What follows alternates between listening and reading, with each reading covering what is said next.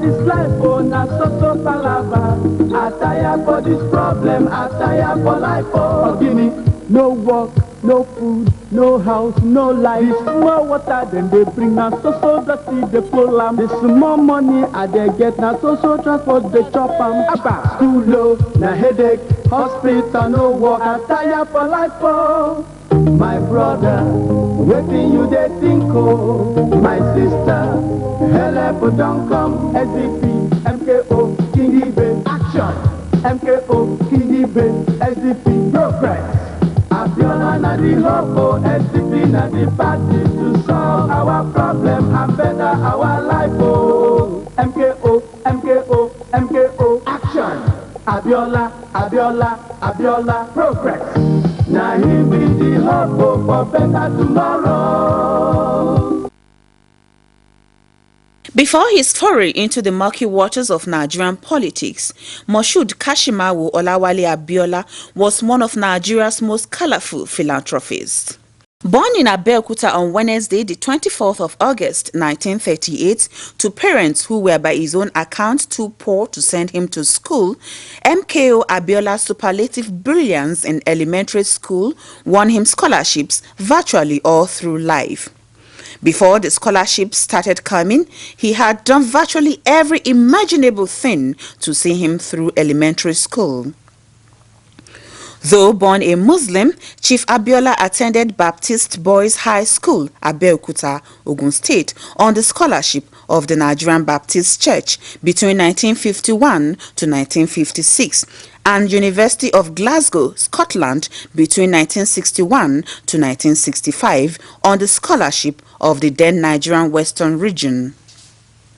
He loved giving and would readily tell listeners, but for the Baptists, he would at best have been a poor vulcanizer in Abeokuta. It is one probable reason why to the late business mogul, giving was a business you must not be found wanting in. As an individual, I care. I will still be meeting about 50 people in the house tonight, and I will attend to them. That is my life. But I will attend to them more directly, not as a charity, but as a duty. Bashorun Abiola gave and gave and gave until he gave the ultimate, his life, in a quest to actualize a presidential election mandate he was given on June 12, 1993. The popular axiom to live in the hearts of those we love is not to die is probably more appropriate to Chief Abiola than most humans. His last 5 years on earth were more remarkable than his previous 55 years. Rising from lowly backgrounds with no inherited influence, Bashorun M.K.O. Abiola rose by dint of hard work to become the toast of kings and queens. But he was a kingmaker without a scepter. He hardly bore grudges, but was tenacious in the extreme for anything he holds dear. Until the epochal events following the annulment of the historic June 12, 1993 election, which he won fair and square, Abiola was considered by many elites to be, like most, a conservative businessman who will readily count his losses and move on with his life whenever the situation demanded. Even among the millions of his well-wishers among the lowly, it is doubtful if Chief Abiola would not have found a way back to their hearts if he had abandoned the June 12 struggle without laying down his life. But Abiola chose rather to die for what he held dear, and today, also on account of his selflessness, hardly does anyone remember this worthy son of Nigeria was a shrewd businessman who made as much as he could from the global international communications business. Today, we remember this noble son of Egba peasants who, by dint of hard work and a yet unequaled network of powerful friends and admirers, cultivated over more than 20 years of preparation, won the June 12, 1993 Nigerian presidential elections. Chief Abiola was obviously one very recent political leader who prepared himself to lead Nigeria out of the abyss of the rudderlessness that has been the lot of the country since independence, particularly at the federal level. It is believed that Chief Abiola was prevented from taking over the reins of governance by a cabal that has, even by the official public admission, held the country down. The then military leader, General Ibrahim Babangida, incidentally a close friend of Abiola, has to date not given any tangible reason for the annulment of Nigeria's fairest and most peaceful presidential election.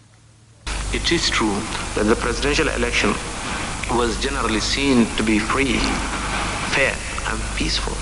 However, there was in fact a huge array of electoral practices virtually in all the states of the Federation before the actual voting began.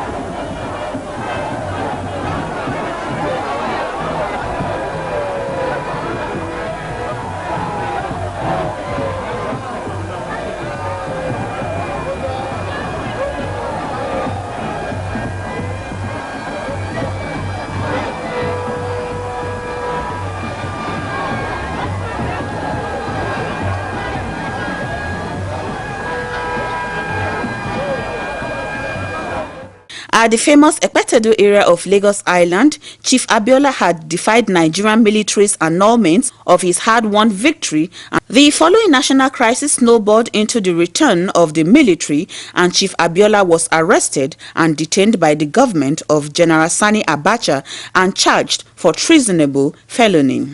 The trial was stalled for 4 years until his death on the eve of freedom on Tuesday, July 7, 1998, which sparked off the violent protest, particularly in Lagos and other towns in the Nigerian southwest where he was born, even though the man arguably to date recorded the most pan-Nigerian election victory in the country's near 50 years history. When he returned to Nigeria, he joined the Lagos University Teaching Hospital as the deputy chief accountant in 1965. 2 years later, he joined Pfizer Products Limited, Lagos, as chief accountant. But it was at the International Telephone and Telegraph Corporation that he hit gold. He joined as a controller in 1969 and rose to be the vice president of the corporation in Africa and the Middle East. He was the chief executive ITT Nigeria Limited 1977 to 1988. He retired voluntarily in 1988. A human dynamo, Chief Abiola had enormous capacity for work even with all his wealth. He dispensed money freely to the needy to worthy causes anywhere in the world. He was dubbed the pillar of sports in Africa because of his generous contributions to the development of sports. Throughout his adult life, he was committed to the upliftment of the black man. He left his mark in every venture he dabbled. His foray into Nigerian journalism changed the face of Nigerian media. He brought substantial panachy to newspaper publishing as the publisher of the Concord Group of newspapers in the 1980s.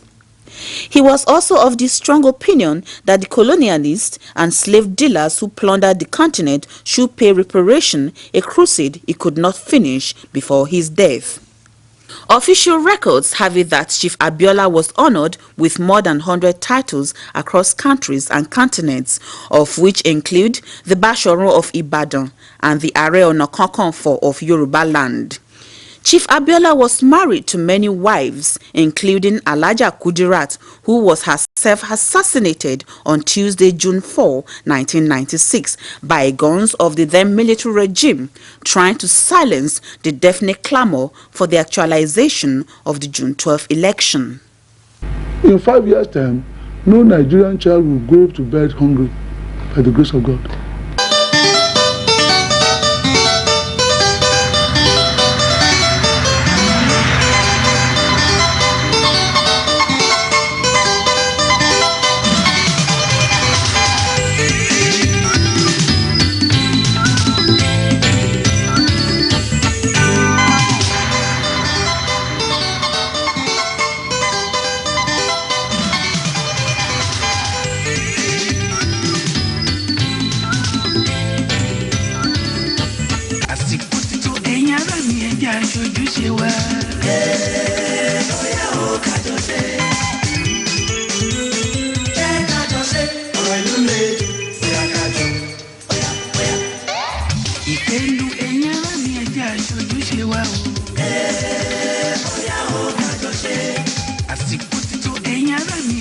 Ojúṣe wa.